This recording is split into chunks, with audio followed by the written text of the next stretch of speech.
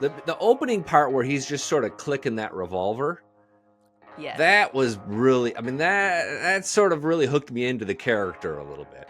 And then even throughout the trailer, you get an idea of how conflicted he is, not only with his external, what's happening around him is like a lawman, a first black lawman, and this guy who's sort of a lawman in this town of outlaws, but the internal conflict. You see his wife, you see his family, you see how she has to sort of back down the KKK. There's just a lot to appreciate about where this show could go over the next couple of months. Hello, Adison. How are things? Great. Today's backdrop is a little different. It's looking a little bit like a green screen. I'm in California. I traded my Texas cowboy hat for California. What are we looking at exactly? Like, there's a pretty waterscape over your shoulder. We're looking at, you know what? I'll bring the YouTube viewers on with this journey. You can kind of see you see some sailboats. It's the bay of San Diego. So that's what we're looking out at. You reminded me in your opening preamble that in a lot of the archives, we have some interviews. And several weeks ago, we had teed up an interview with Luke Grimes. I had mentioned that we had chatted with Luke Grimes. And I kind of wanted to update on why we haven't rolled that interview back out yet. Okay. It was a good interview, but like the Luke was really like almost to a humorous point about how like he can't talk about Yellowstone in solidarity with his striking actors. He shared a lot about music, and he said it so many times that like Evan, who's the host of Taste of Country Nights, he's the one that did the interview, it almost kind of became comical. So for me to take that interview and now put it on a Yellowstone-centric podcast, I thought would be kind of like, it'd be doing him a disservice and making him look bad. So I'm going to hold off on that until after, like, hopefully the strike ends here pretty soon. And we'll put that, and then we'll roll that out at that point. But we're holding on to the Luke Grimes music-centric interview for now.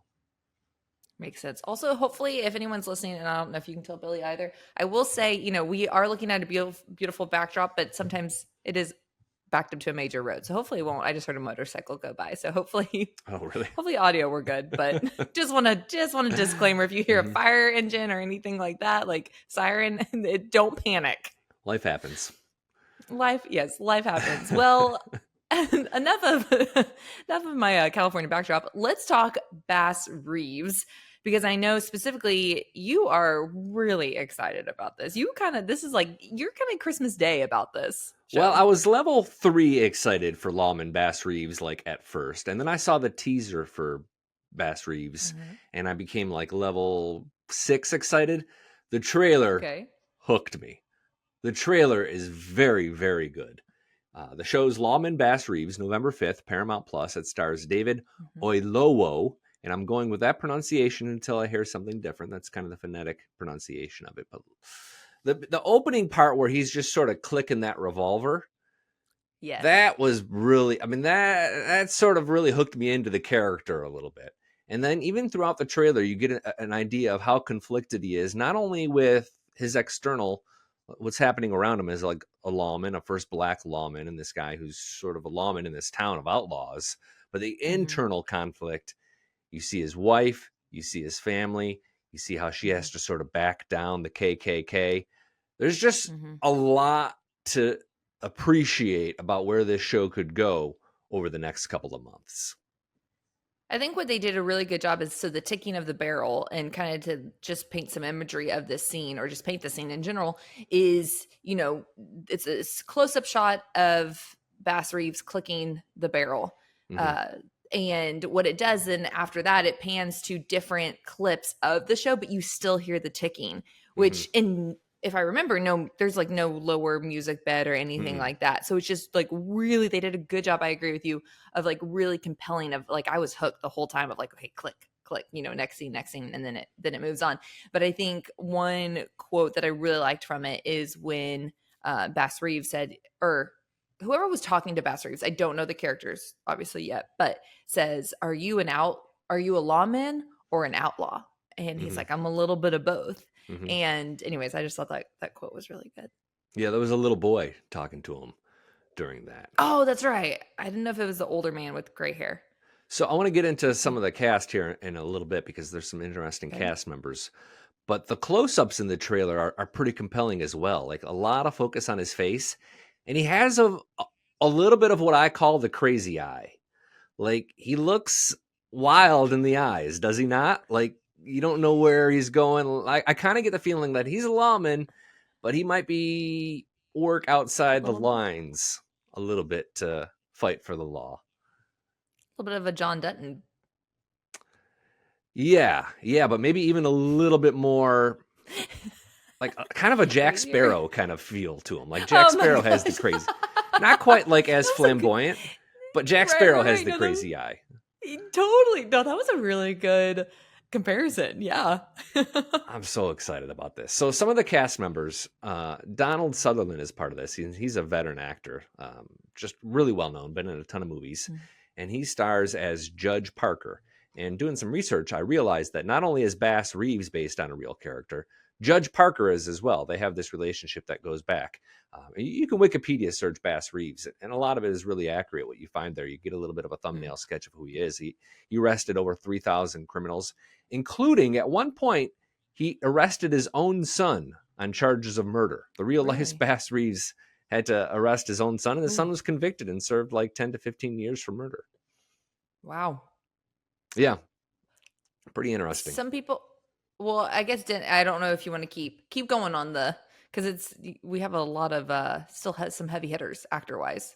If you want to talk about Dennis Quaid. Dennis Quaid is part of the team law. He's another U.S. Marshal and an integral character of this. Barry Pepper, who's kind of a character actor. I haven't gotten a feel for which side of the law Barry Pepper is. He usually plays people who are more villains or criminals, but he might be a good guy in this. And the most interesting one, well, Mo Brings Plenty is part of this show as well. You see him for like a millisecond in the trailer. But Garrett Hedlund, who, if you watch Tulsa King, Garrett Hedlund is the bartender. But if you didn't watch Tulsa King, you might remember him as Don Billingsley. This is Tim McGraw's son in Friday Night Lights, the football movie. Oh, yeah. Billy, I know Friday Night Lights. I was filmed in Austin, Texas, right by my school. Garrett Hedlund played the kid in that movie. By the way, that movie, 20 years old next year. Ooh. I know. That makes me feel old. That probably makes you feel old, Billy. I thought, oh boy, didn't need to hear that. I had to go get some Just for Men up in here. Should we talk episode 7? Episode 7, yeah. It's episode 7 and 8, 2 classic episodes, I feel like, with many classic scenes. Where do you want to begin? Well, my deep breathing was, but this is more for episode 8. Billy, I'll touch on my emotions on episode 8 in a minute, obviously. Let's go to 7. It was titled A Monster Among Us. I thought it was really good, specifically with the scene of Beth and her mother.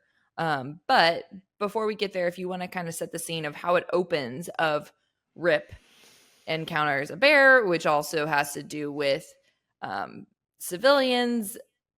I got sick to my stomach over this scene. Well, episode 7 opens with John encountering the bear. This is a classic Yellowstone scene. He's in black tie. He's on his way to the livestock dinner, and he noticed some tourists are coming off the bus on his property, and they're taking photos of and unintentionally goading a bear. And John has to explain to him that bear is dangerous, for one, and this is my land. One of the Japanese tourists says something like, we don't believe this is your land because no one man should own this much land. Yeah. And John says, this is America. We don't share land here, and starts shooting a shotgun, and they all run off. And the bear kind of comes back around later throughout the season, and we eventually get him with Rip later in the episode. Do you want to jump? Let's save that part because I feel like that pivots nicely into episode 8, like the whole Rip plot sequence. Yes, it does. I was jumping the gun a little bit. I did think that was so funny of the scene of John, and the tourists and the bear. I mean, just acting like it's a little golden retriever out there of, let's just go look at it. I'm going, oh my gosh, which sadly, I mean, even today you hear stories like that of people at Yellowstone thinking, let me get close to a moose or let me get close to a wild animal. And saying this very kindly, but it's like, this is just one of those just common sense of like, it's a wild animal. Come on. I watched a video just, I think, over the weekend, like a woman like trying to touch a bison. It's like, these are not friendly animals. Like, you aren't allowed No, to this is not a danger. petting zoo. They are very wild, and you were just Yeah. some meat for them. And that bear in this episode, he looked really angry. Like he's kind of stomping around. I don't know what the tourists were thinking, or whoever was sort of leading that bus, why they thought that was a good idea to get people off the tour bus. Yeah. Monica in this episode is still, so how we left her in episode 6, she ended up on the ground. She was part of that fight. Episode 7, we now see her. She's in the hospital. She's in really bad shape. And that's kind of where, like, she stays in bad shape throughout episode 7. Like, she's not cleared yet from the hospital. It looks like maybe her leg and maybe her foot are temporarily paralyzed. She's going to undergo some physical therapy over the next few episodes. But the doctors are overall encouraged by her awareness and the fact that she's eating. Tate goes back to the ranch with John so that Casey and Monica can spend some time together. But Monica ends up getting to spend a lot of time on her own, just sort of thinking about things, which ends up being bad news for Casey in episode 8. The scene with, I think, probably the most between Rip and then this Beth scene with her mom. I think it was, for me, a really good insight, and I can paint the picture. It was a really good insight into a little bit more of understanding of, man, like a lot of Beth's demeanor, Beth's thoughts on the world, et cetera, were really implemented by her mom, outside of her mom just not being lovey-dovey towards her. But essentially what happens is Beth, it's, I think, Christmas Day, Beth becomes a woman. She gets her period. And at first I thought the scene was really tender. Her mom was being very like affectionate, very like, hey, it's, it's just a part of life. Like, this was a really sweet scene.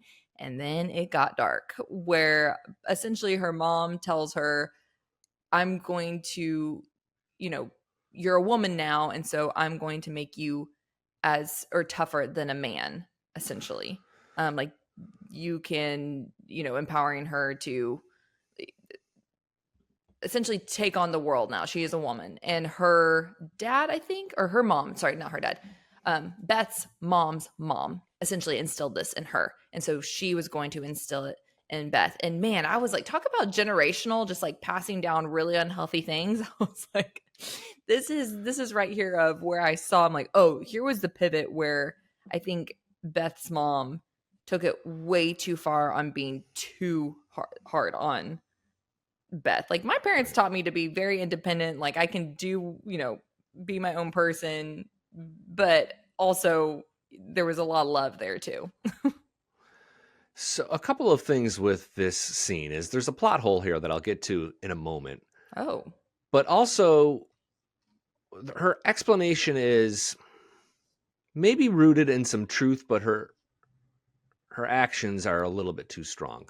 Her explanation is that now that she's a woman, the men are going to start thinking of her as the weaker sex or weaker than them.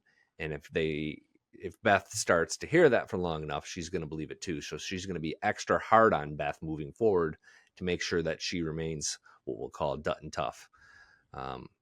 And we're led to believe that this goes on for quite some time, and it kind of shapes Beth into who she is. The plot hole is, the reality is, Evelyn Dutton dies 3 months later.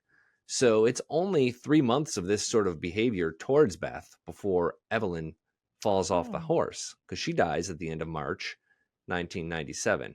I think they want you to believe that Beth underwent this treatment for many years, or at least several years. And that's not the reality. Like, she only got bits and pieces of it. But I 100% agree with you. Like, even if you're trying to teach your kids to be tough, like,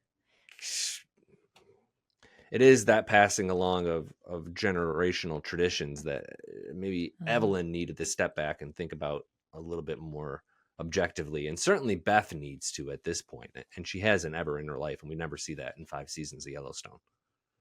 No, kind of the check engine light of, hey, what part of this is good that I absolutely should take forward, and what should I leave in the past and not bring forward? Beth ain't learning that anytime soon. No, no, and maybe there was like another part of that lesson that Evelyn Dutton got, where like after several years, Mm. there's a softening that Mm-hmm. allows, because Evelyn Dutton seems to be tough, but also sensitive in some ways, and we saw that in that scene. So the first half of the lesson may have been the toughening, and the back half, maybe after she's 18, 21, a certain age, sort of that sort of softening on how to become a little bit more sensitive and motherly. And Beth never got that part, and maybe that's what we're missing, and why it just looks like Evelyn is just kind of being a real bitch to her daughter, and because we didn't see the other part of it. Yeah. I'm thinking through this in real time, I guess, because I tend to agree with you, but I don't know. No, I love it. It's a hard thing I love these active thoughts to sort of figure out, and difficult to, I don't know. I'm curious to know if anybody listening had a similar experience growing up, or can kind of relate to and defend Evelyn Dutton, because I would love to have another side of the conversation with someone who sort of defends her behavior here, and I would listen to that with an open mind. Yeah. Staff at tasteofcountry.com is where you can leave those thoughts. Or if you're watching on YouTube, you can comment below as well. The scenes that follow, though, there's quite a bit of Beth and then Walker. Beth tries to literally get back on the horse and learn how to ride a horse. And there's a really sensitive scene with her and Walker where I think we start to get to see not only like the sensitive nature and like the depth of Walker's character, but it's some pretty good acting by Ryan Bingham as well. And he hasn't done a lot of acting, but like he's a little one-dimensional, but I feel like kind of throughout this episode and the next, you see like his regretful, remorseful side, and certainly his sensitive side. I'd agree with that. Yeah, I'd agree with that. I like him more currently than I end up liking him. Okay. He's growing on you. I'm just going to, that's why I keep asking you how you feel about Walker. I know. Well, yeah, I think because where I started with him, let's just put it this way. I like him before a woman enters the picture. Wow, the romance has to mess it up. Laramie. Yeah. Yeah, because he steals. But I mean, you're mad because Laramie was dating Lloyd and then went and... But Lloyd was never going to be with Laramie. Like, Laramie was... Really, my frustration was with Laramie. Like, she played both men. Like, she's just getting around that bunkhouse. That bunkhouse is too small to get around. That's a good point. She wasn't thinking of like the potential conflict it's going to. That would be where my head's going to. Like, how could this like impact other people? But she was just wants what she wants. I suppose romantically, though, Lloyd was never going to compete with Walker in that situation. Let's be honest. I mean, Lloyd, he's a nice guy, but Walker is a little easier on the eyes, a little smoother, plays that guitar. Like it was just happening for him. No, I did really like that Beth and Walker scene. It was definitely tender on both degrees. Like tender to see kind of Beth, like even marinating on the thought of getting back on the horse. Kind of really, she could just shut Walker down in that moment, but she allowed him to kind of just be like, "Hey, let me help you." So yeah, I feel like on both ends, it was a good character scene for sure. Yeah, we saw a lot of similar scenes where we saw some character development, and we got Rip's background. If you want to pivot now to what Rip went through between end of episode 7 and early episode 8. Well, did we see it on? I thought we just saw it on episode 8 because the end of 7 is where the bear comes into play. Yeah, I'm tying them together a little bit, but the only reason we got the Rip background is because they needed to explain his character a little bit before episode 8 sort of plays out with the law enforcement. Yeah, this scene, Billy, I literally, I had to look away. Like at the ending of this scene, I like genuinely got really sick to my stomach. What had happened was, well, both, or are you talking about the bear on the bear? Okay, wait a minute. I think what I have written down is the flashback in the house. Are we on the same wavelength here? I thought that was the beginning of episode 8. It was. Yeah, that's why they sort of tie it together. But I'm currently finishing 7 where the bear was involved. Okay, go ahead. What part really bothered you about? Or Let me describe what happens, and then you tell me okay. what kind of really disturbed you. Rip was on top of a mountain. He hears some yelling. There's a couple who have kind of jumped off a cliff and are hanging on the ledge of a cliff for dear life to get away from this grizzly bear that John Dutton discovered at the beginning of the episode. And Rip realizes what's happening. He tries to throw the couple a rope. He says he can only pull up one at a time. The man, who doesn't speak English, freaks out and tries to grab onto the rope as well. That causes the woman to fall to her death. Then the man, feeling so distraught that his girlfriend just fell to her death, he essentially lets go of the rope and falls to his death. Rip sits back, encounters the grizzly bear, and shoots the grizzly bear dead on the top of the mountain. Watching them fall to their death really unsettled. It really bugged me. It wasn't the kind of death where sometimes they'll cut away and you just sort of are led to believe what happens. Like they show her all the way to the bottom, and it's fair ways down, really so you don't me. see like a splat or anything. But it was real in a way that those kind of deaths, you usually don't see that kind of reality in a show. And I could have done without that, like just cutting away essentially. Yeah, it bugged me. That wasn't the part of the sequence that really bothered me, though. What was the part of the sequence that did? Well, the beginning of episode 8 with the flashbacks. Oh, well, no, that correct. No. Yes, it's like we started with this, and I was already like sick to my stomach, and then we saw the next part. Billy, I was hearing it because I was like, I'm gonna have to talk about this. I closed my eyes, if I'm being honest. The opening of episode 8, I couldn't. Okay, so full disclosure here.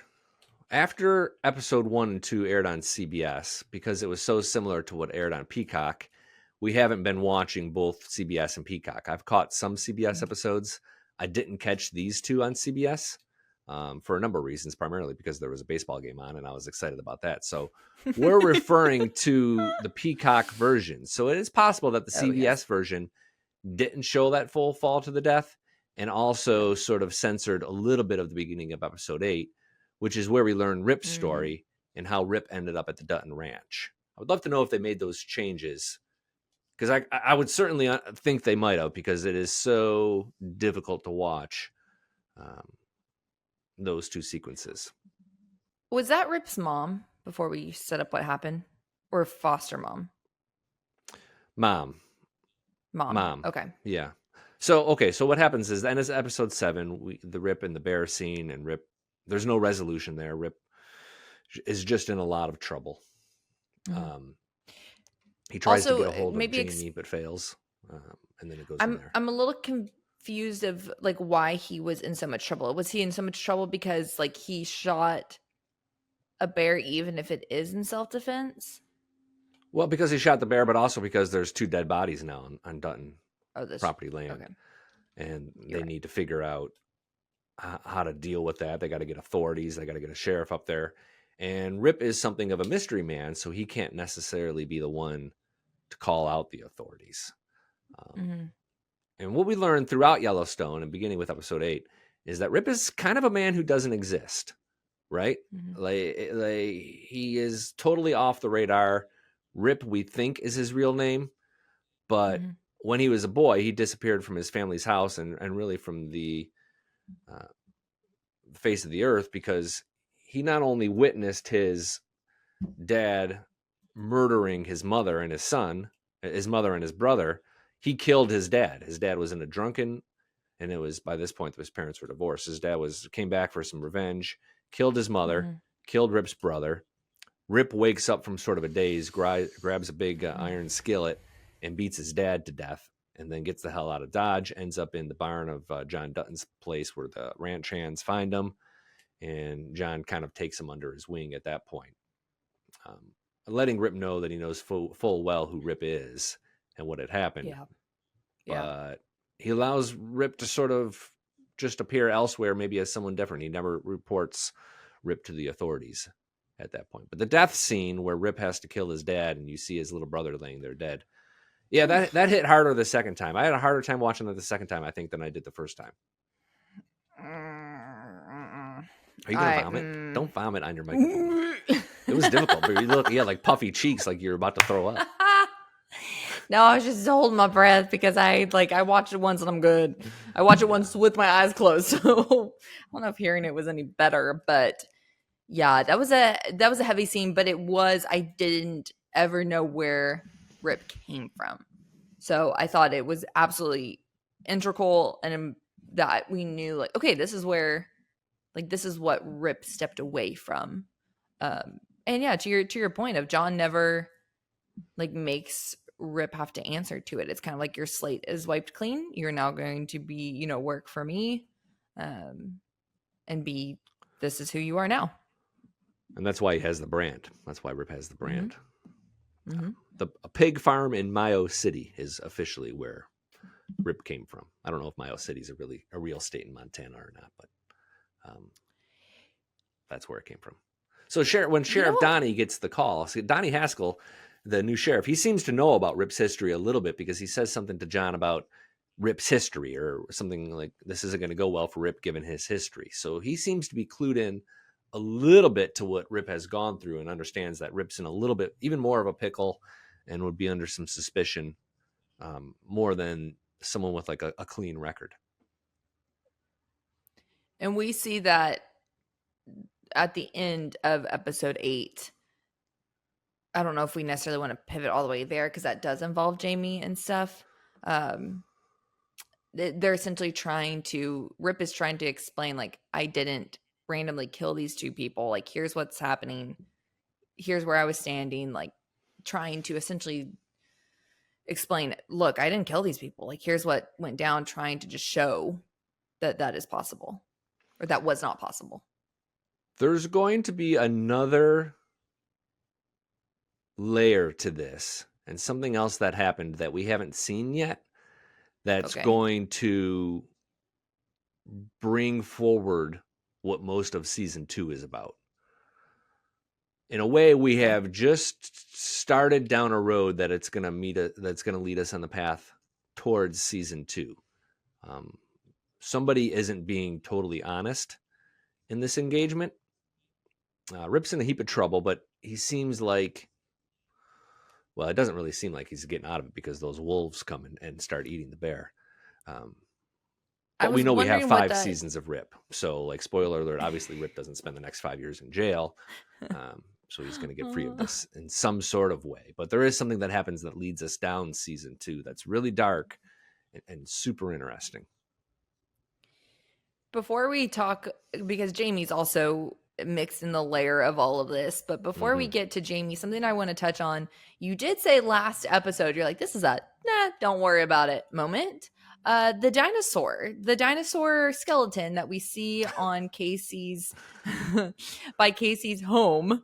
And last episode, you saw the drones coming over, yada, yada, yada. And you're like, don't worry about it. Well, Billy, we kind of have to worry about it. And I'm a little confused where it's like, this still might be a plot hole that we just don't need to worry about technically. But people, they call them treasure hunters, come to his home, completely ransack the place, and steal the dinosaur. Billy, we had to worry about that. Like, they came after the dinosaur. Surely that's not, tell me that's not just a random, like, now we're going to do nothing about that statement. Like, does this come back up? I kind of think it's just like the ultimate loose end. Like, I have no memory of this plot hole or this plot point affecting the future of this show. Like, I have some serious questions about how they extracted that dinosaur so cleanly. Because if you ever heard anything about an archaeological dig, like, it takes weeks, months, the brushes, years. like... Right, the one grain of sand at a time. And these guys just dug up a whole dinosaur and got out of there in like less than a half an hour. It is, I'm telling you, it's a don't worry about it. I know it happened, but it doesn't. Okay. It's a car that gets us nowhere. It's a dead end road. Okay. All right. I mean, maybe on that note, maybe it has some sort of, maybe it gets us to another important scene. Like last time we saw something that had to do with the dinosaur, it got Casey out of the house so that he could come back and find Monica falling down the steps. Maybe it acts in that sort of way, but it's not like a transition. You're not going to think about it very much after season 1. All right. Something that I am going to be thinking about this episode for Jamie. This is definitely a worry about it. Yeah. Episode for Jamie.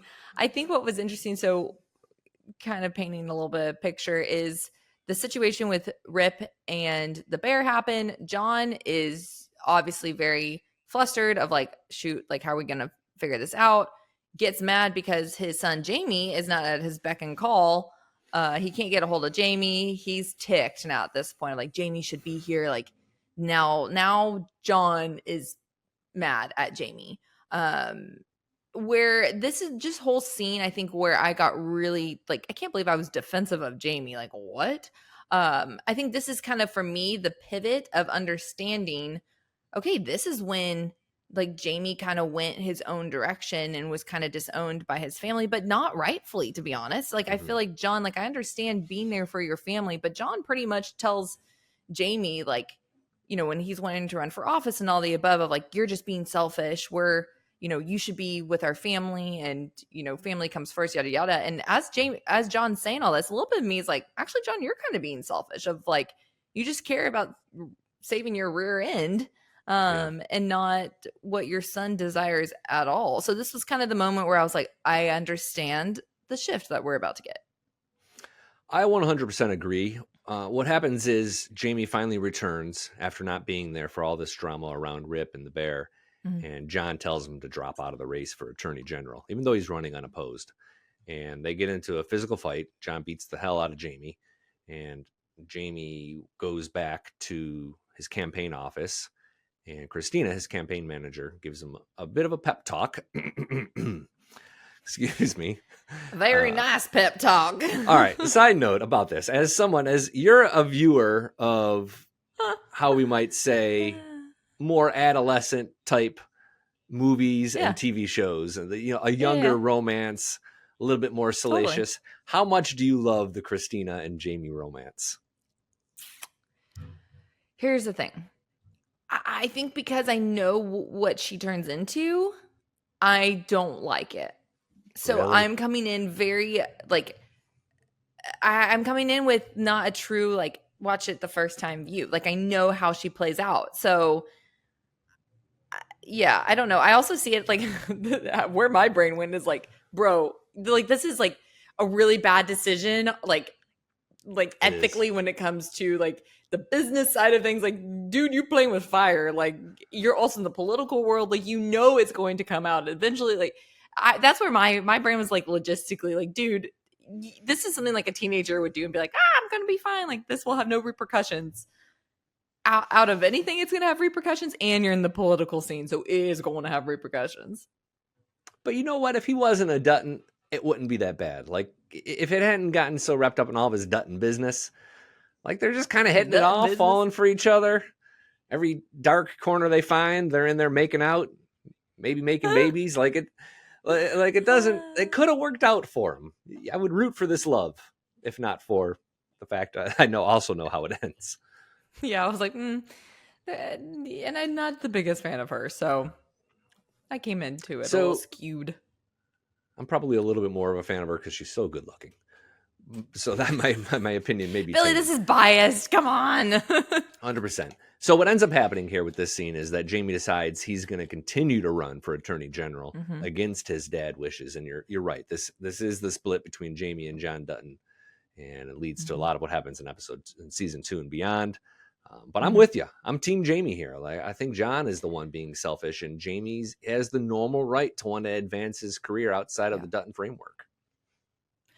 And two, I mean, literally, John pretty much just, like, completely scraps up until this point, Jamie has bent over backwards for the family, has gone out of his way to make sure Casey's okay, done everything that his dad has asked.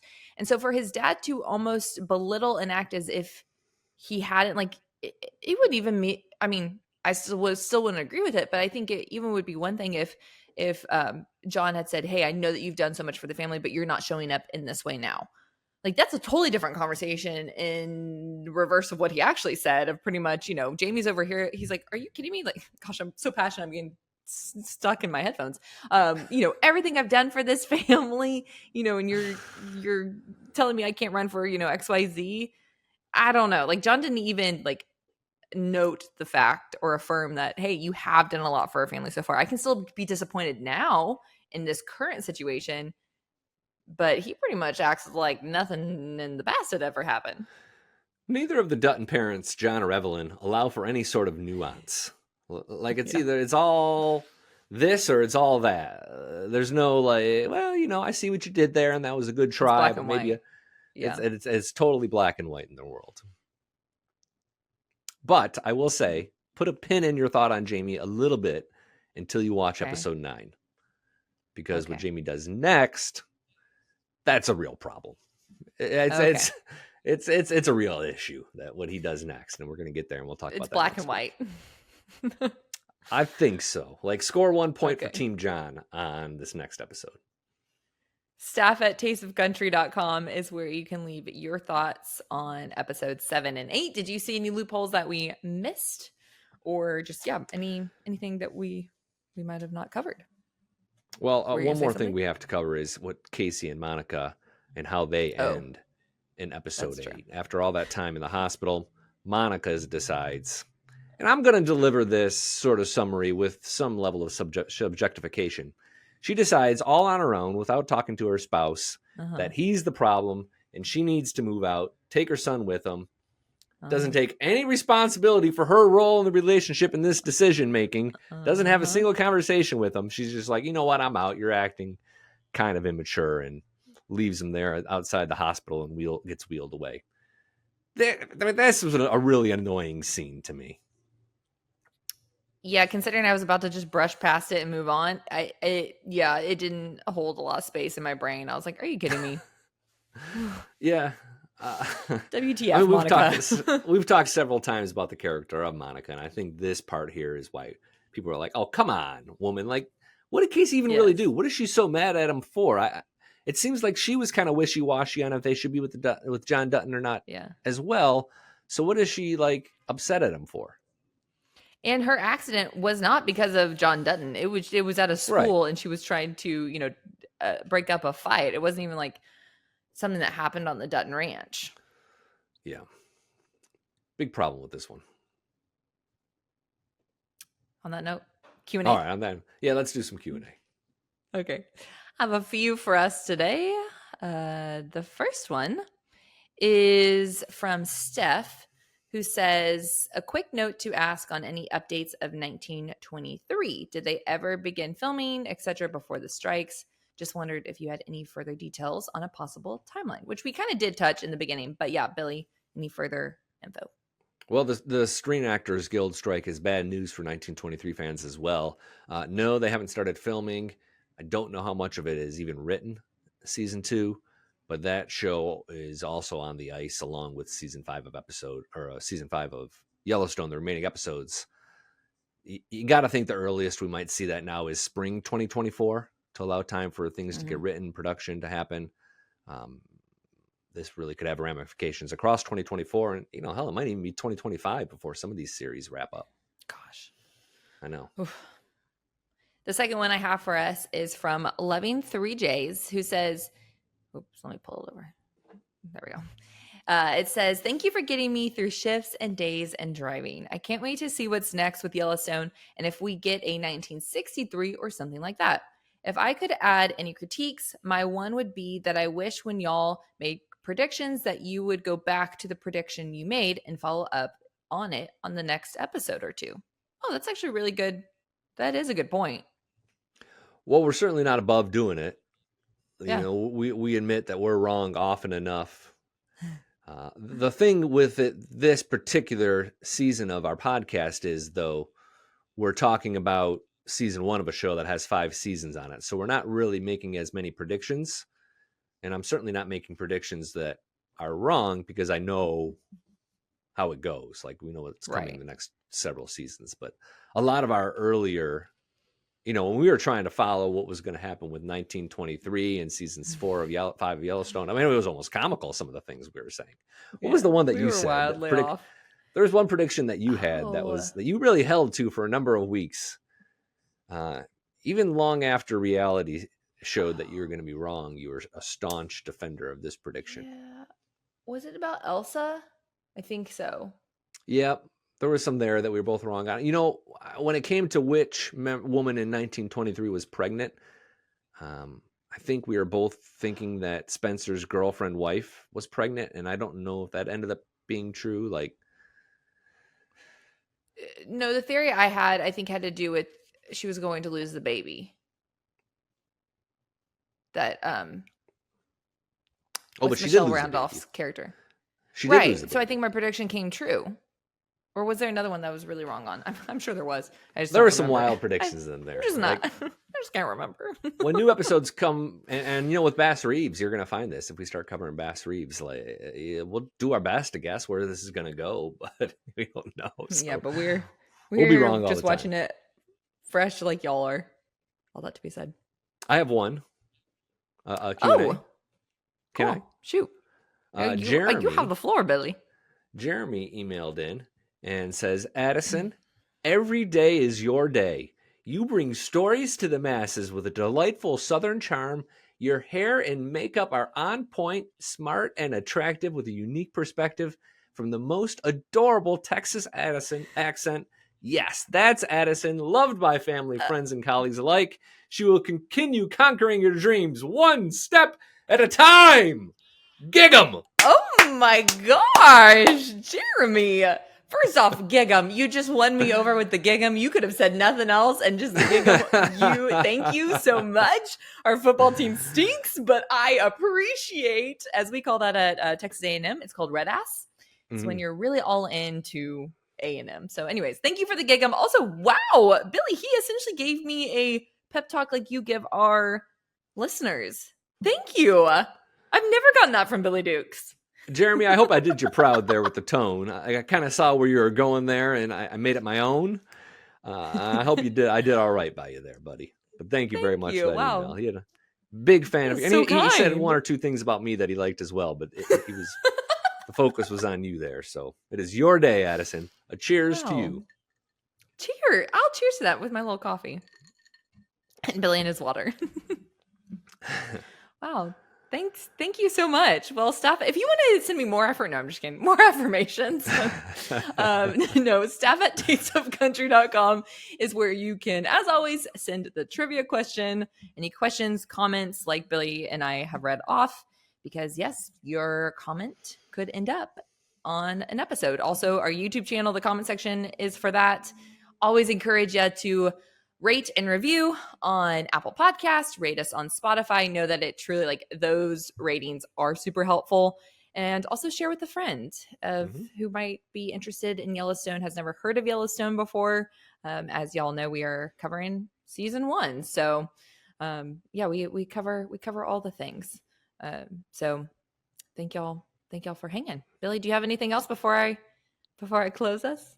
That's it for me. I wasn't listening at all. I'm on the edge of my seat waiting to hear how you wrap up this week's episode. Well, as always, the Dutton Rules Yellowstone podcast is another insightful Town Square Media podcast. Thanks for listening, y'all. We are insightful.